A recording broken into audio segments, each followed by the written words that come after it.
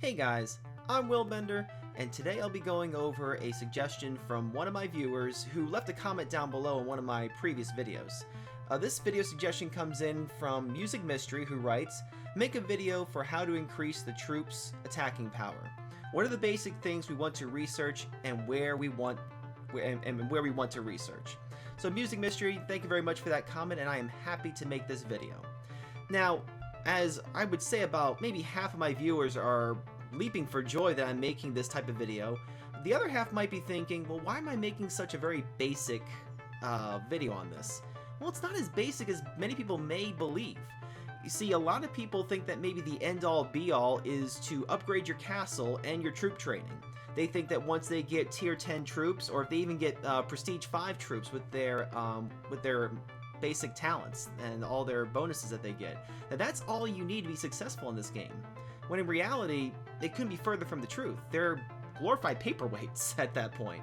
So, Music Mystery, not only am I going to go over the different things you need to research, I'm going to go over every single aspect of what brings out your troops' stats. And actually, I do have another graphic here I'm going to show you right now. And it's to show you what you could possibly get if you were to get like all of the things in the game. See, I'm part of this fun WeChat where we kind of go over different battle reports, and they send in these monstrous reports. On the left-hand side, you can see all of these strong stats, including 910% archer attack. The infantry defenses are solid, but even the siege engine attack, the cavalry attack, the infantry attack, they're all great across the board. This was a monstrous attack where they lost tens of millions of power, the people who were on the opposite side, on the right-hand side. The people on the right-hand side, while their stats are decent, they don't compare to this.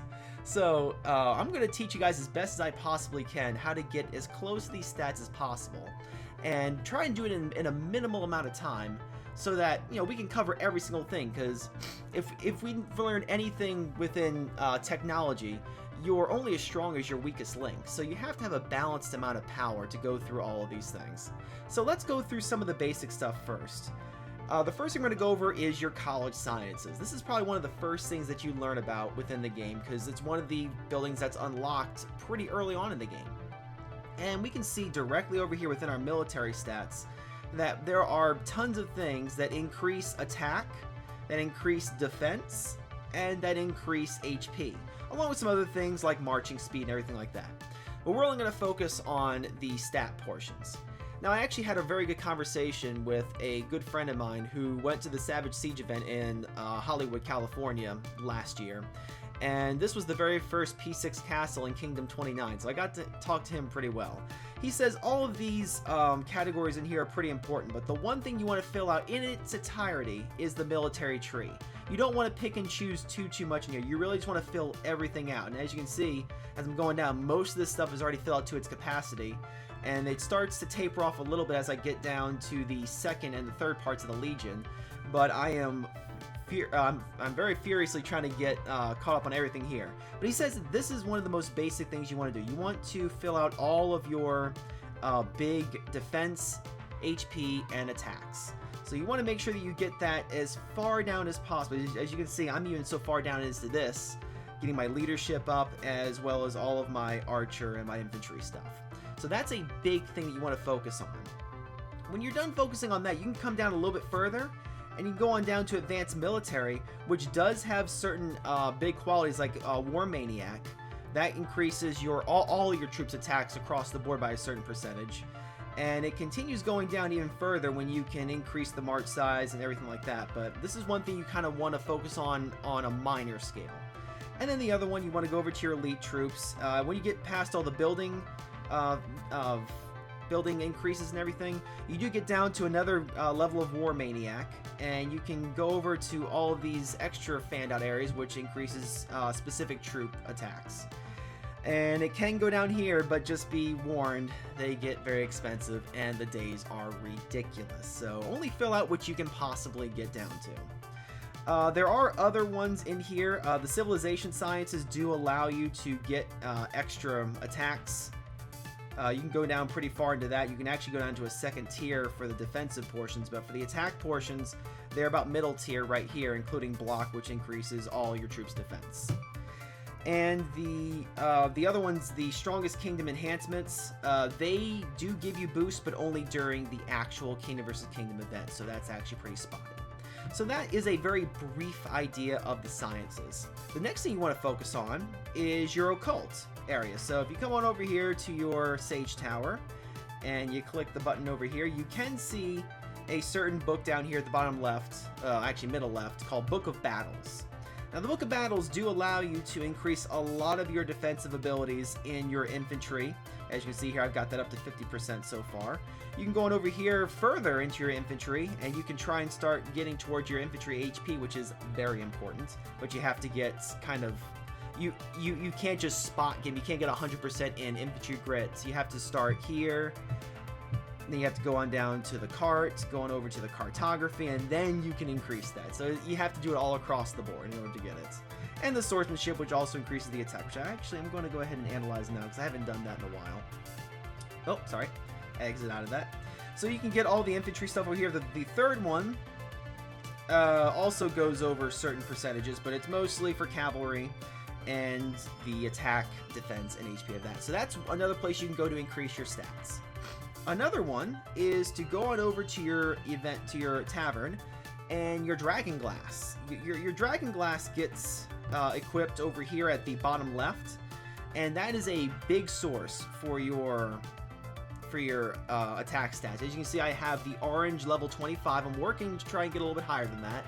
But this one particularly gives 8% in attack and defense, and then you can purify it to get the optimal stats, which for me is offensive attack and archer attack. I am trying to purify that a little bit higher, but you really want to get a very good Dragon Glass going on. Your level 30s and your 35s give you the max amount of these stats. So the 35 would be a slightly higher troop attack, but not the defense, and then you get an even higher one for the level 35s. So these are very good for defending. These two are very good for attacking. And try and get as high as you can. You know, work within your means. But the Dragon Glass is a huge aspect.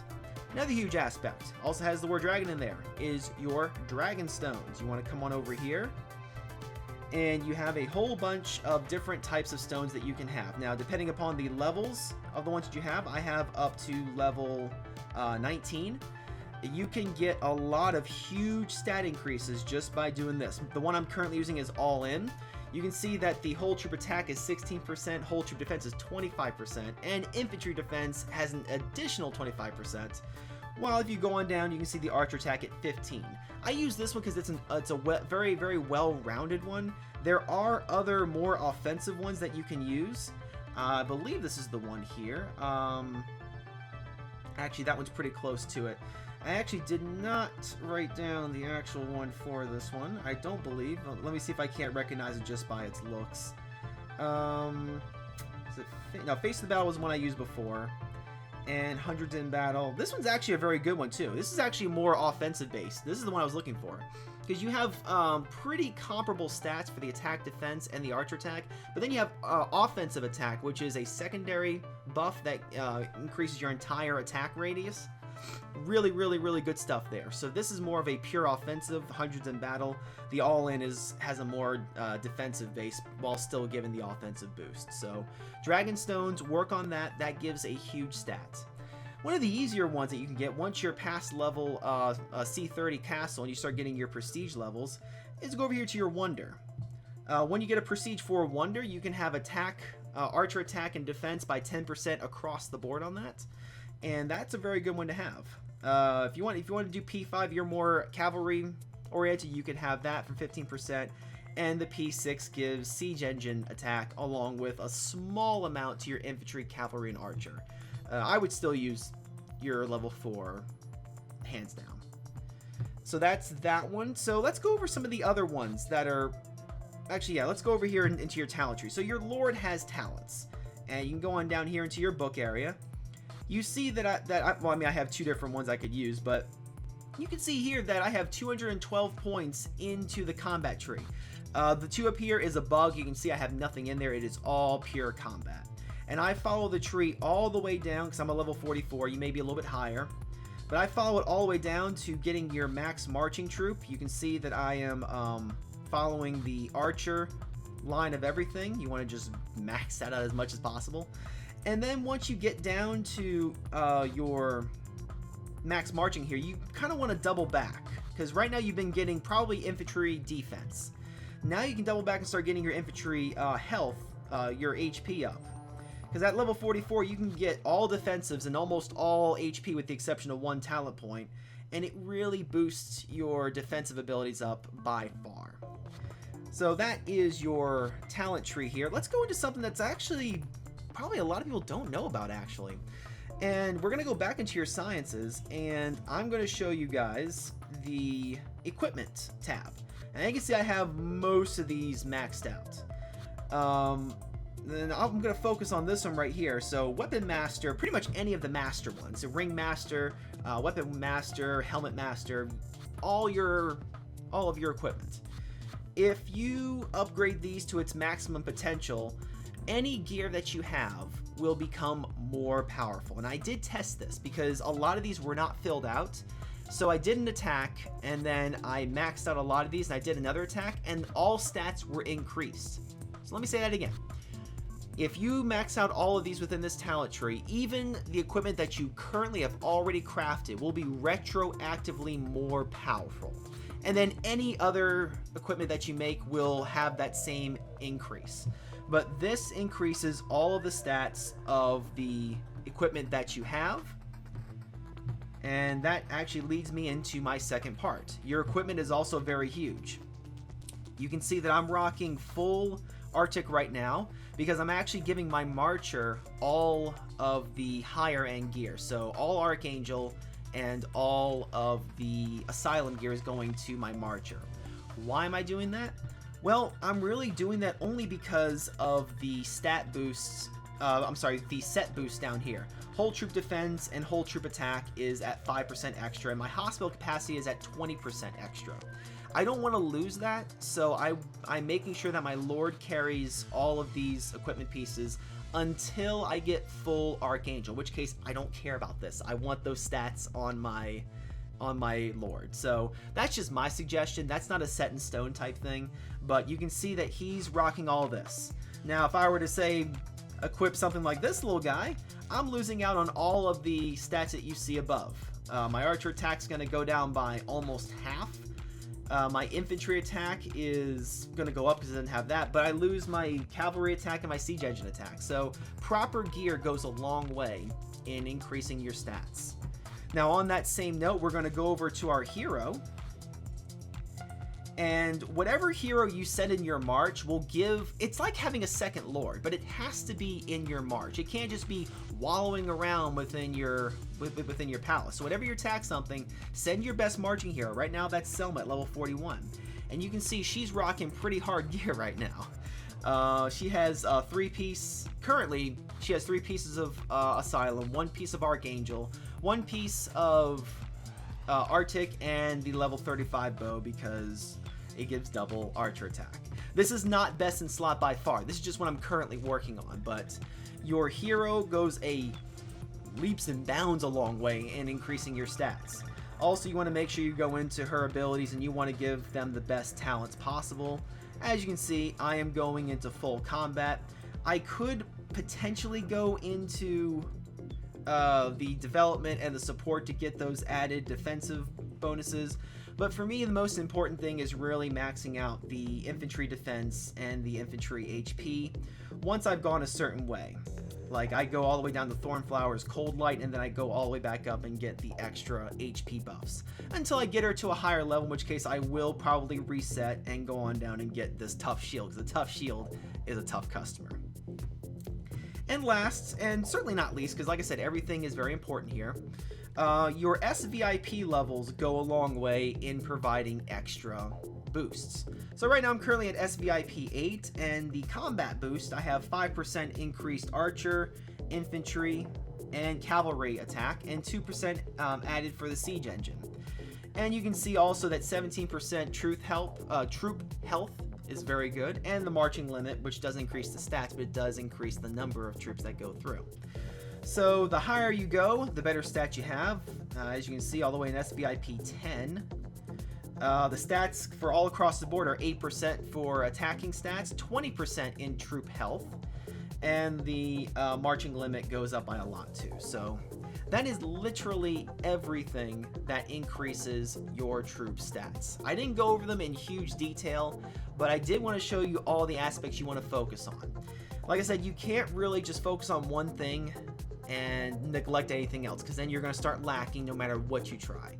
My only suggestion is to work with what you have. If you can't buy things, try and work with what you have and get as far as you can within your college. If you find you're running out of cheap things, so to speak, to upgrade, maybe stop focusing on that. Going over to your occult. Focus on that a little bit. That's not the occult. That's the occult.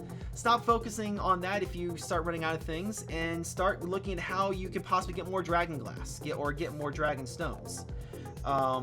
Really pay attention to all the different events that are going on. Like right now, we have the festival going on where you can get all these welfare items simply by attacking monsters or gathering resources.